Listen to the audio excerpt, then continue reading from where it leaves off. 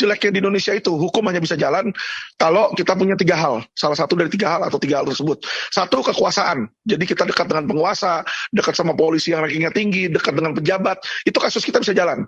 Kedua, kalau kita punya duit untuk nyogok, untuk nyuap, ya. Kalau nggak punya dua itu, saya pakai trik yang ketiga, yaitu viralin media, ya, because media people is power. Nah, itulah yang saya pakai jalan ketiga di situ. Itu terjadi dengan kasus-kasus besar. Contoh kayak kasus Indosuria. Indosuria lawan saya itu paling berat. Itu skema Ponzi 37 triliun. Skema Ponzi terbesar di Indonesia, ya. Itu bisa sampai dia udah ditahan, bisa lepas dari tahanan. Saya labrak itu 2 jenderal bermain. Jenderal itu saya laporin Propam. Disitulah pertama kali saya kenal sama Ferdy Sambo. Saya laporin Propam, semua Propam pada kaget, pada ketakutan untuk ngambil. Karena kenapa? Ya kan, yang saya laporin Brigjen bintang 1, yang satunya lagi bintang 2, si Helmi Santika. Sedangkan kepala Kadif Propam aja baru bintang 2 di situ. Yang periksa siapa itu nanti kan?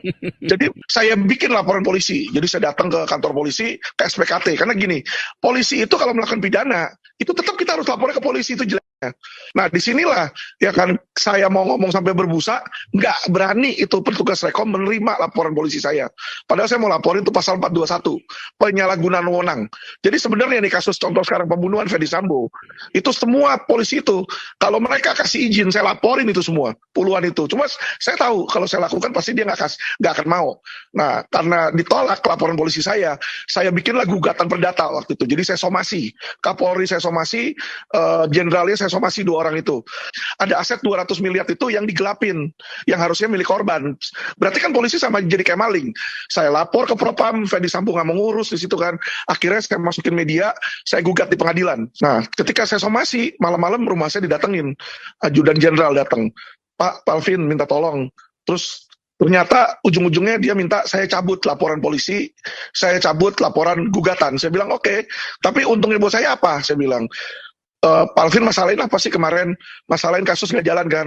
Kita komit jalanin Pak. Akhirnya bener. Nah setelah saya cabut, ya kan, Dirtipitexus di backup sama Kabarreskrim bintang 3, jalan tuh kasus. Ditahan lagi lah Henry Surya atas LP saya di situ. Sampai sekarang nih udah bisa akhirnya berhasil P21. Itu pun juga ketemu lagi sama oknum kejaksaan. Jaksa bintang 3 Jampidum, ya kan, udah ultimatum saya kalau sampai lu bongkar modus P19, ya kan, kasus kamu yang lama saya hidupin lagi, dia bilang gitu kan. Jadi ini benar-benar negara ini, ya kan, Indonesia ini aparat penegak hukum itu dari polisi, jaksa sampai hakim itu banyak oknum, ya. Jadi oknum mereka banyak, sampah mereka di institusi banyak. Saya udah ada 20-an lebih laporan polisi yang laporin saya terhadap pencemaran nama baik, ya kan.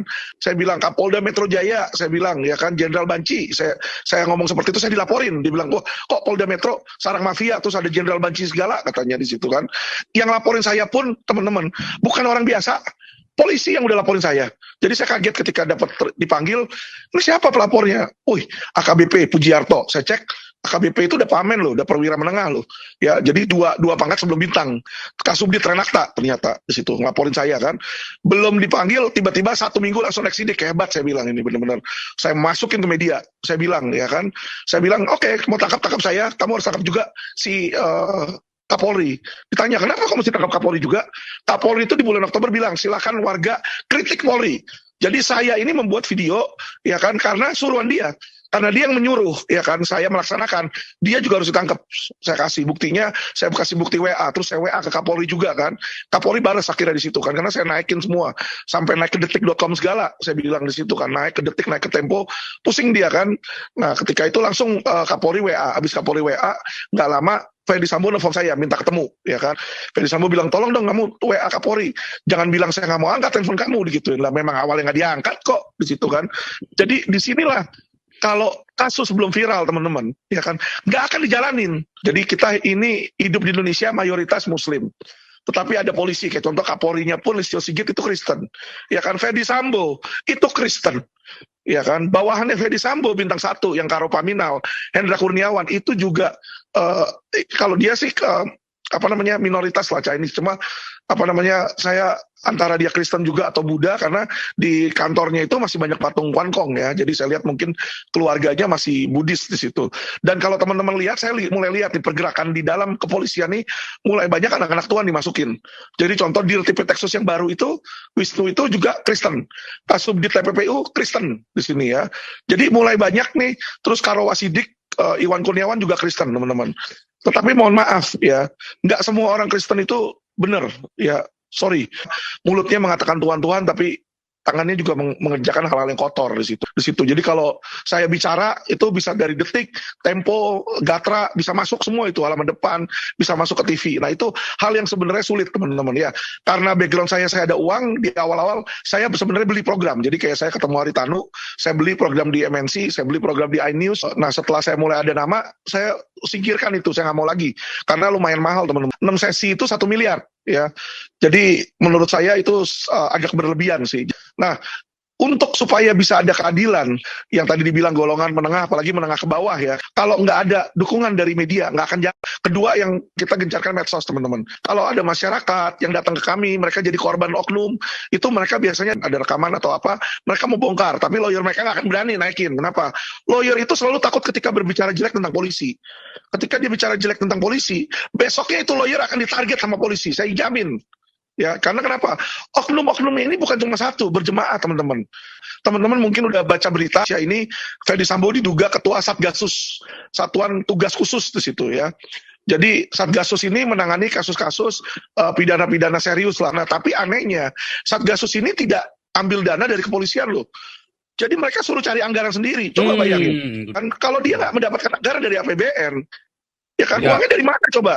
Nah, saya mau memberikan beberapa data valid ya. Jadi gini, satu, judi online. Jadi benar informasi yang beredar bahwa kepolisian menerima uang dari judi online.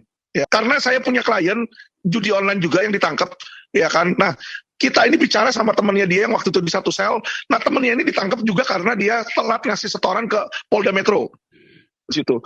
Jadi ada sebuah subdit di Polda Metro namanya Resmob, di mana kalau kasus-kasus judi online pasti ke situ. Pasti ke situ. Namanya judi online, lewat online. Ya cyber dong yang punya teknologi untuk menangani. Tapi ini tidak, teman-teman. Anehnya di Polda yang nanganin Resmob subditnya. Mana judinya? Nggak bisa dibuktiin. Bandarnya kagak ada, pemainnya kagak ada. Yang dia mau cuma uang hasil judinya itu diambil. Jadi itu orang digebukin, malam-malam dikeluarin dari tahanan, uangnya dari ATM diambil di situ. Ya kan ada buktinya. Apa yang saya lakukan? Saya laporin itu Kanit sama penyidik secara etik juga ke Irwasda, ya kan. Setelah saya lapor ke Irwasda, besokannya saya datang mau nanya laporan, saya udah lihat Kasubditnya lagi di depan bawa bingkisan gede banget, 2 meter ada kali itu bingkisan tuh. Terus saya ketemu sama Irwasdanya ketawa. Tuh Vin, lu lihat di depan tuh bingkisan tuh 2 meter tuh dari Kasubdit tuh, kata dia. Kita laporin polisi, percuma Pak. Ya, jadi adanya propam gak di propam itu percuma. Kenapa? Anda bikin laporan ke propam, besokannya polisi propam itu dapat duit dari polisi penyidik dan ditutup kasusnya. Selesai. Kecuali kasus Anda udah viral kayak kasus Brigadir J. Nah itu bisa jalan. Kalau nggak viral, nggak ada kekuasaan dan nggak ada duit, nggak akan jalan. 3 itu balik lagi. Judi online itu di Indonesia ini 3 besar bandarnya. Salah satu pengusaha hotel. Teman-teman tahu lah 3 huruf depannya J di situ ya. Kedua ada grup Snake, ular, ada grupnya juga yang anak-anak muda, ada grup Akyat di situ. Jadi kenapa kita bisa tahu? Saya bisa tahu. Teman-teman lihat nggak Indonesia ini negara penuh bohong. Ya, negara penuh kebohongan. Saya bilang seperti itu.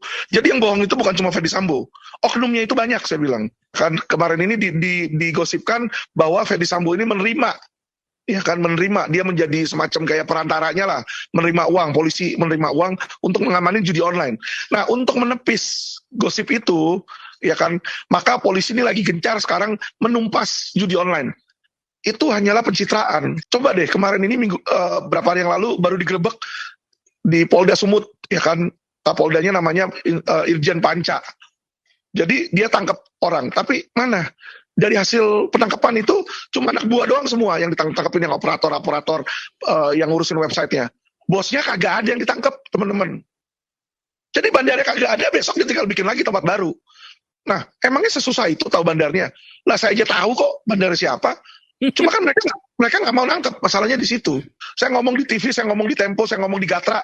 Saya bilang, Kapolri nggak usah banyak bacot lu mau numpas kejahatan. Gua kasih lu nama listnya. Ya kan, contoh investasi bodong, ya kan, nggak usah jauh-jauh. Mahkota nembak 7,5 triliun. Itu terlapornya Raja Sabta Oktohari, Ketua KOI.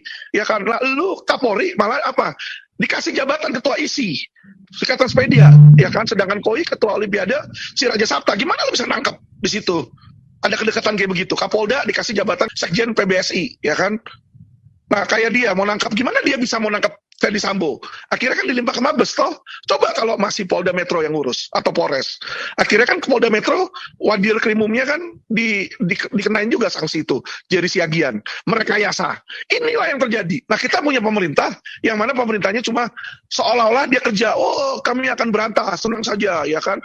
Tapi kerjanya apa? Saya bilang sama Kapolda Metro, kerja lu tuh cuma pencitraan. Coba lihat Facebooknya dia, coba lihat Instagramnya. Tinju-tinjuan lah, mak-makan, ya kan. Nah, tugas polisi itu apa sih? Kan melindungi, mengayomi, mengurusi pidana. Nah, ini pidananya satu pun tidak ada investasi bodong yang berhasil diselesaikan loh di Polda Metro. Jadi kalau yang harus kita bilang itu masyarakat memusuhi kita. Tapi masyarakat yang mana maksudnya oknum-oknum itu? Karena the way Indonesian